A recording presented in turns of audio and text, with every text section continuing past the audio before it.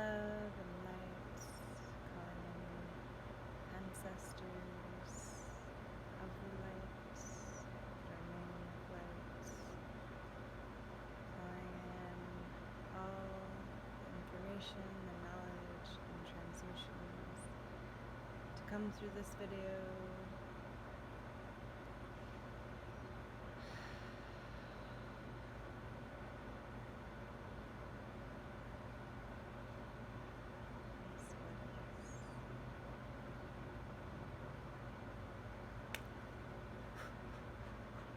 Simple, easy. From what I know, that I don't know. Praying and asking for what we are wanting and having the intention come through this video is I wanted to share that with you all. This is the book I wanted to share today. Nonviolent communication. I have been talking about it a lot. It has been so transformative for me in this realm, especially with all the people that I love, which is all the people that I know. And I feel elated learning how to actually speak a feeling after we say I feel. I feel elated and blissful, full of bliss and joy to be able and to have the opportunity to share with all of you who want to listen about how great this book is. I will read the back for you guys. What is violent communication? Violent means acting in ways that result in hurt or harm. Then much of how we communicate. Judging others, bullying, having racial bias, blaming. A lot of what's going on in the world today. Blaming, finger pointing, discriminating, speaking without listening. It's a big one. To speak without listening. Are we listening into what somebody else is feeling? Not necessarily what they're saying, but feeling. Or are we listening to answer? I know more times than not I am listening, or have been in the past, listening to answer. Like, it's a big one.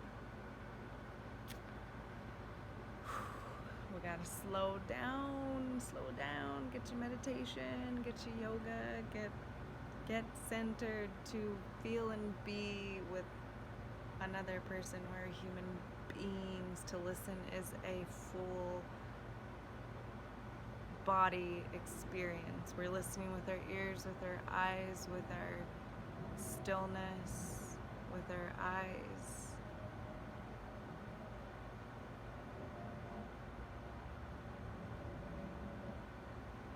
When was the last time you listened to your heartbeat?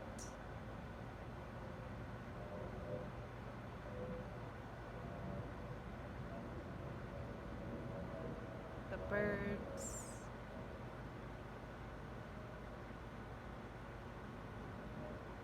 The breeze.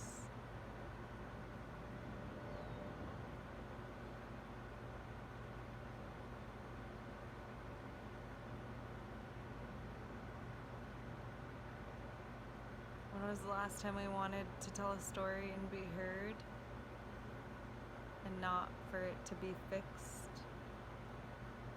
Like we're telling somebody, not necessarily because we're like wanting them to have the answers, not yet, but like we're in like telling the story. Like, can you feel me? Feel how sad this person is, or heartbroken, or frustrated, or annoyed, angry, so many different feelings. Fully listening. That's like one of the biggest parts of this whole book. So speaking without listening criticizing. So somebody tells a story and then we speak at them rather than having listened and felt what they were feeling, had intention to, like, this book. Criticizing others or ourselves. It's a thing. Name calling, reacting when angry. Sometimes we say shift that we don't fully mean, but we're angry, so learning how to, get calm before we speak, or even be able to see that we're angry and we have needs that need to be met. And this book teaches us how to see what our needs are, because when we can actually speak what our needs are and know what we want, we can get what we want. It's a very, very empowering book. I highly suggest it to every person on this planet, especially in America, or that is having any relationships that are not harmonious. And we want it to be like, we're here to experience love and full deep connection, and I know I am. And after reading this book, it's like, oh my god, I've been so annoying, like always trying to fix people, or not fully listening and simply seeing what their needs are and thinking that I already know. And maybe I do, maybe we do, but like as a child, when they come to you and they're crying, remembering when we were children, it's not that we wanted somebody to fix what we were saying or going through, or like, oh, just, it's okay, it's not a big deal. Or when we do that to adults too, first of all, children get even more mad or sad. And like, if we're coming to somebody for help, it's usually to be able to have empathy and hold space. This book teaches us. Yeah, it's real nice. So, reacting when angry, using political rhetoric, being defensive, or judging who's good or bad, or what's right or wrong with people, could indeed be called violent communication. So, on the flip side, reading this, I'm going to pause it and read it yourself. What is nonviolent communication? Nonviolent, which I've been expressing while speaking to you beauties. Consciousness. A set of principles that support living a life of compassion, collaboration, courage, and authenticity. Language. Understanding. It says understanding. I like the word understanding, because in and stand, under and stand, it's interesting. Understanding how words contribute to connection or distance. Are we wanting to connect our hearts, or are we wanting to distance ourselves? I feel like 9 out of 10 times, or maybe less, I don't know, with the people that I like to surround myself and the people that I've came into this world with, like my immediate family, there's been distance put in. Or even when there's an argument, I want the connection. I want that closeness. We want that as humans, species, our heart, my opinion. Communication. Knowing how to ask for what we want. How to hear others, even in disagreement. And how to move toward solutions that work for all. Means of influence, sharing power, sharing.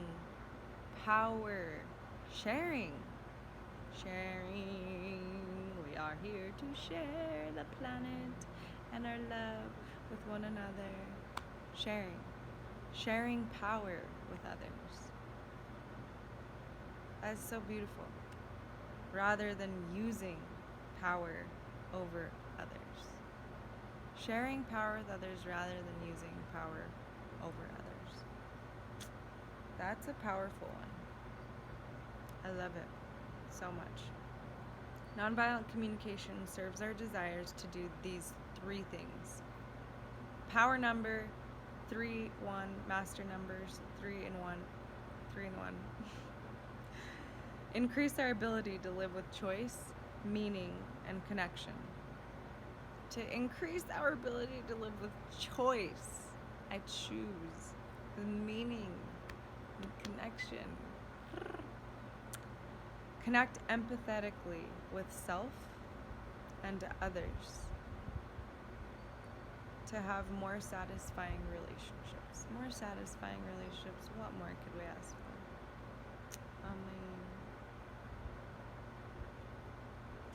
Sharing our resources so everyone is able to benefit. Truly sharing.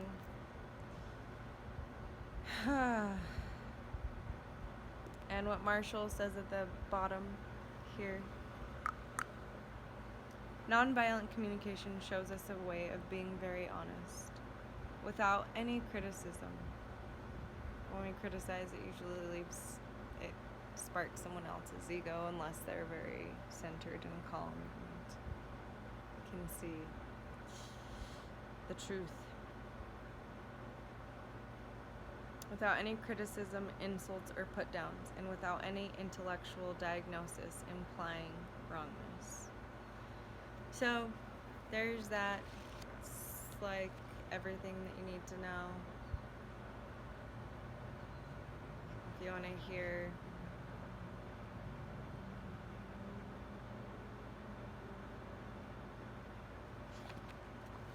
I'll tell you one of the stories. Exercise 5. Receiving empathetically versus non-empathetically. So a lot of people are like, what is empathy? You know, to see whether we are in agreement. Okay.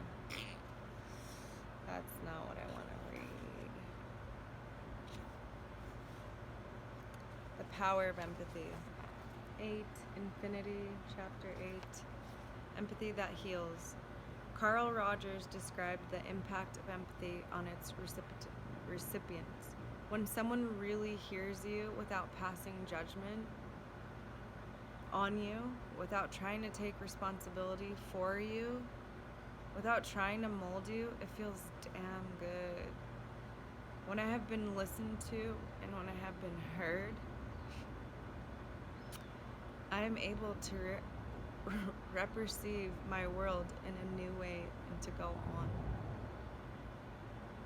It is astonishing how elements that seem insoluble become soluble when someone listens. How confusion that seems irremediable turns into relatively clear flowing streams when one is heard. One of my favorite stories about empathy comes from the principal of an innovative school. She had returned to lunch one day to find Millie, an elementary school student, sitting dejectedly in her office waiting to see her. She sat down to Millie, who began, "Miss Anderson, have you ever had a week when everything you did hurt somebody else and you never intended to hurt anyone at all?" "Yes," the principal replied. "I think I understand." Whereupon Millie proceeded to describe her week. By now, the principal related, "I was quite late for a very important meeting. Still had my coat on and anxious not to keep a room full of people waiting. And so I asked, 'Millie, what can I do for you?' Millie reached over, took both my shoulders in her hands, looked me straight in the eyes and said very firmly, "Miss Anderson, I don't want you to do anything. I just want you to listen." This was one of the most significant moments of learning in my life, taught to me by a child. So I thought, never mind the room full of adults waiting for me. Millie and I moved over to a bench that afforded us more privacy and sat, my arm around her shoulders, her head on my chest, and her arm around my waist, while she talked until she was done. And you know, it didn't take that long. So Michael goes on to say, one of the most satisfying aspects of my work is to hear how individuals have used nonviolent communication to strengthen their ability to connect empathetically with others. My friend Lawrence, who lives in Switzerland, described how upset she felt when her 6-year-old son had stormed away angrily when she was still talking to him. Isabel, her 10-year-old daughter, who had accompanied her to a recent nonviolent communication workshop, remarked, "So, you're really angry, Mom. You'd like for him to talk when he's angry and not run off." Lauren marveled at how upon hearing Isabel's words she felt an immediate diminishing of tension, and was subsequently able to be more understanding with her son when he returned. A college instructor described how relationships between students and faculty had been affected when several members of the faculty learned to listen empathetically and to express themselves more vulnerably and honestly. The students opened up more and told us about the various personal problems that were interfering with their studies. The more they talked about it, the more work they were able to complete. Even though this kind of listening took a lot of our time, we were glad to spend it in this way. Unfortunately, the dean got upset. He said we were not counselors and should spend more time teaching and less time talking with the students. When I asked how the faculty had dealt with this, an instructor replied, "We empathized with the dean's concerns. We heard that he felt worried and wanted to know that we weren't getting involved in things we couldn't handle. We also heard that he needed reassurance that the time spent on talking wasn't cut into our teaching responsibilities. He seemed relieved by the way we listened to him.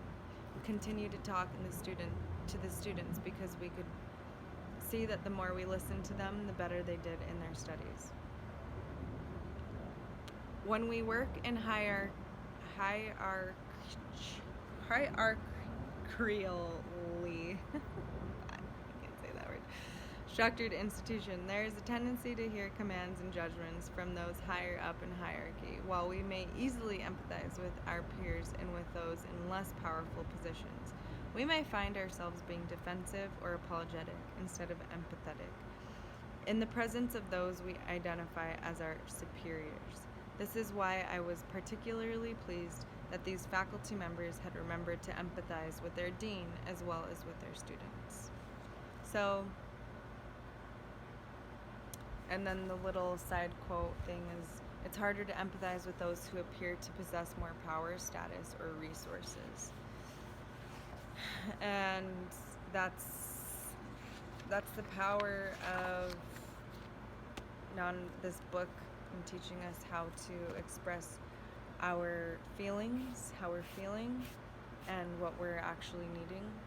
And I mean, it is, I can't even, I have no words for how much appreciation and love I have for this book and in my life, and it's a constant practice, and I feel like it's like my new Bible in the sense, like, go back to it often and reread it a couple times and highlight and write in it and practice it in my own life, for myself and for others. And I hope you like this video. Like, subscribe, share, whatever you want. I love you. Bless up, blessings, sending you love, sending you light. May you be guided by your heart and your desire, and feel all the joy and love in this life that you are. Alosa, mahalo, nikua. Mwah. I love you. Oh, there's the camera. Love you.